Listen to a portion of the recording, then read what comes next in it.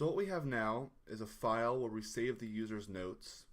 Now we want to read back in from that file and display the notes back to the user. So I've created a second activity, a second screen within our application that's going to display the notes back to the user. So if you come over here to the activity main2.xml, we can see that this activity is just going to contain a list view, which just displays a list. So we need to occupy that list with all of the user's notes. So I've set up a little bit of code for the list view. I've brought the list view object in called list.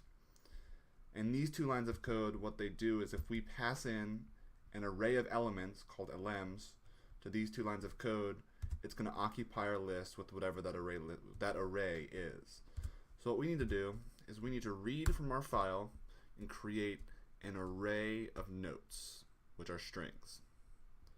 So the first thing we're going to do is just like we did with the file output stream, we're going to come up here and create a file input stream.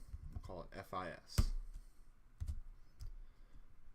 So the procedure is actually going to be a lot like when we wrote to the file. So I'm actually going to copy this code over because we're still going to need our try catch block.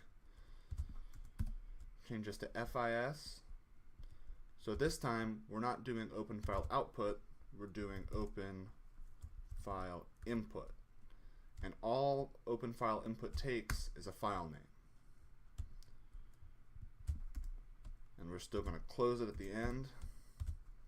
So right now we have this FIS variable, which is a file input stream, and now we need to read in from that file input stream. So the first thing we do is create a byte array. If you remember, when we wrote to the file, we wrote it as bytes. So we have to read it back in as bytes. Equals new byte array. Now this has to be the size of our file. So the way we get the size of our file is we do FIS file input stream dot available. That is going to return the size of our file. So we've created a suitably sized byte array.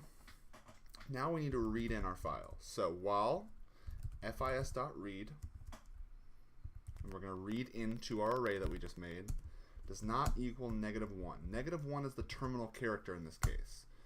So while we try to read and it's not -1, we're going to keep reading.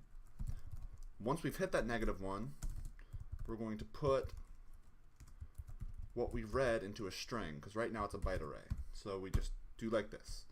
Input, which we've defined up here, is equal to a new string, our byte array, which contains all of the contents of the file that we're reading in.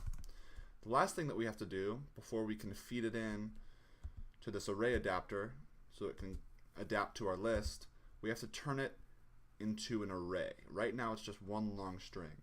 Now over here when we wrote to the file, we used \n as our terminal character. So the new line character is at the end of each note.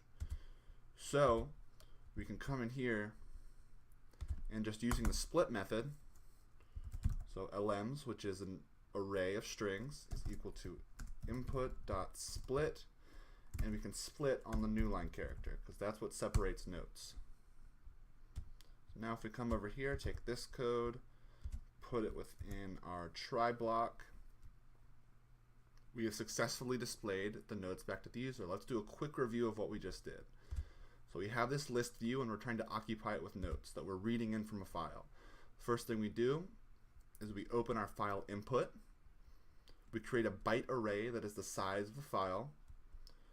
While there's still something to read, so -1 is the terminal character, so while we're not at -1, so there's still something to read, we're going to read it in. We're going to convert that byte array to a string. We're going to split that string on the new line character, which is at the end of every single note, and then we're going to occupy our list with that array of strings, that array of notes. And that's how we read in from a file.